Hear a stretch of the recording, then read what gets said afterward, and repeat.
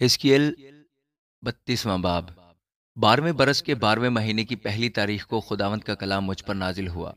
کہ اے آدم زاد، شاہ مصر فرعون پر نوحہ اٹھا اور اسے کہے، تو قوموں کے درمیان جوان شیر ببر کی مانند تھا، اور تو دریاؤں کی گھڑیال سا ہے، تو اپنی نہروں میں سے ناگا نکل آتا ہے، اور تو نے اپنے پاؤں سے پانی کو طے و بالا کیا اور ان کی نہروں کو گدلا کر دیا۔ خداوند خدا یوں فرماتا ہے کہ میں امتوں کے انبوا کے ساتھ تجھ پر اپنا جال ڈالوں گا، اور وہ تجھے میرے ہی جال میں باہر نکالیں گے۔ تب میں تجھے خشکی میں چھوڑ دوں گا اور کھلے میدان پر تجھے پھینکوں گا، اور ہوا کے سب پرندوں کو تجھ پر بٹھاؤں گا، اور تمام روئے زمین کے درندوں کو تجھ سے سیر کروں گا،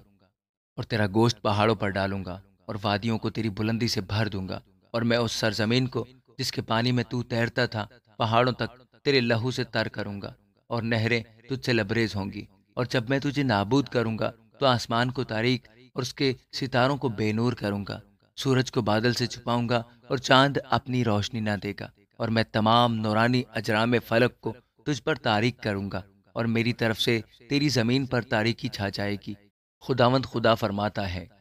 اور جب میں تیری شکستہ حالی کی خبر کو قوموں کے درمیان ان ملکوں میں جن سے تو ناواقف ہے پہنچاؤں گا، تو امتوں کا دل آزردہ کروں گا، بلکہ بہت سی امتوں کو تیرے حال سے حیران کروں گا، اور ان کے بادشاہ تیرے سبب سے سخت ترساں ہوں گے۔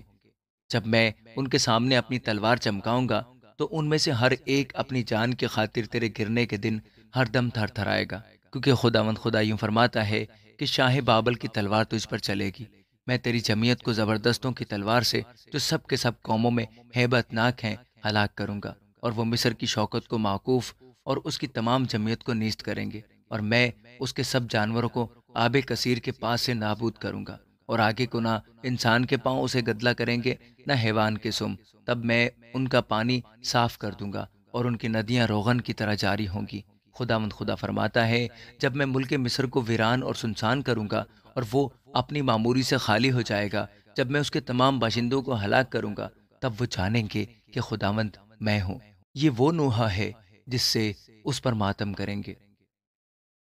قوموں کی بیٹیاں اس پر ماتم کریں گی، وہ مصر اور اس کی تمام جمعیت پر اسی سے ماتم کریں گی۔ خداوند خدا فرماتا ہے، پھر 12ویں برس میں مہینے کے 15ویں دن خداوند کا کلام مجھ پر نازل ہوا کہ اے آدم زاد، مصر کی جمعیت پر واویلا کر اور اس کو اور نامدار قوموں کی بیٹیوں کو پاتال میں اترنے والوں کے ساتھ زمین کے اسفل میں گرا دے۔ تو حسن میں کس سے بڑھ کر تھا، اتر اور نامختونوں کے ساتھ پڑا رہے، وہ ان کے درمیان گریں گے جو تلوار سے قتل ہوئے، وہ تلوار کے حوالہ کیا گیا ہے، اسے اور اس کی تمام جمعیت کو گھسیٹ لے جا۔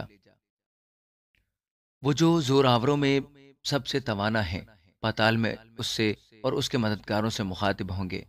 وہ پاتال میں اتر گئے، وہ بے حس پڑے ہیں، یعنی وہ نامختون جو تلوار سے قتل ہوئے۔ اسور اور اس کی تمام جمعیت وہاں ہے، اس کی چاروں طرف ان کی قبریں ہیں، سب کے سب تلوار سے قتل ہوئے ہیں، جن کی قبریں پاتال کی تہ میں ہے، اور اس کی تمام جمعیت اس کی قبر کے گردا گرد ہے، سب کے سب تلوار سے قتل ہوئے، جو زندوں کی زمین میں ہیبت کا باعث تھے۔ اعلام اور اس کی تمام گروہ جو اس کی قبر کے گردا گرد ہیں وہاں ہیں، سب کے سب تلوار سے قتل ہوئے ہیں۔ وہ زمین کے اسفل میں نامختون اتر گئے، جو زندوں کی زمین میں ہیبت کا باعث تھے، اور انہوں نے پاتال میں اترنے والوں کے ساتھ خجالت اٹھائی ہے۔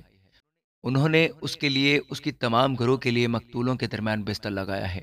اس کی قبریں اس کے گردا گرد ہیں، سب کے سب نامختون تلوار سے قتل ہوئے ہیں۔ وہ زندوں کی زمین میں ہیبت کا باعث تھے، اور انہوں نے پاتال میں اترنے والوں کے ساتھ رسوائی اٹھائی۔ وہ مقتولوں میں رکھے گئے، مسک اور توبل اور اس کی تمام جمعیت وہاں ہے، اس کی قبریں اس کے گردا گرد ہیں، سب کے سب نامختون اور تلوار کے مقتول ہیں، اگرچہ زندوں کی زمین میں ہیبت کا باعث تھے۔ کیا وہ ان بہادروں کے ساتھ جو نامختونوں میں سے قتل ہوئے، جو اپنے جنگ کے ہتھیاروں سمیت پاتال میں اتر گئے، پڑے نہ رہیں گے؟ ان کی تلواریں ان کے سروں کے نیچے رکھی ہیں، اور ان کی بد کرداری ان کی ہڈیوں پر ہے، کیونکہ وہ زندوں کی زمین میں بہادروں کے لیے ہیبت کا باعث تھے۔ اور تو نامختونوں کے درمیان توڑا جائے گا اور تلوار کے مقتولوں کے ساتھ پڑا رہے گا۔ وہاں ادوم بھی ہے، اس کے بادشاہ اور اس کے سب عمرہ، جو باوجود اپنی قوت کے تلوار کے مقتولوں میں رکھے گئے ہیں، وہ نامختونوں اور پاتال میں اترنے والوں کے ساتھ پڑے رہیں گے۔ شمال کے تمام عمرہ اور تمام سیدانی جو مقتولوں کے ساتھ پاتال میں اتر گئے، باوجود اپنے روب کے اپنی زور آوری سے شرمندہ ہوئے، وہ تلوار کے مقتولوں کے ساتھ نامختون پڑے رہیں گے اور پتال میں اترنے والوں کے ساتھ رسوائی اٹھائیں گے۔ فرعون ان کو دیکھ کر اپنی تمام جمعیت کی بابت تسلی پذیر ہوگا۔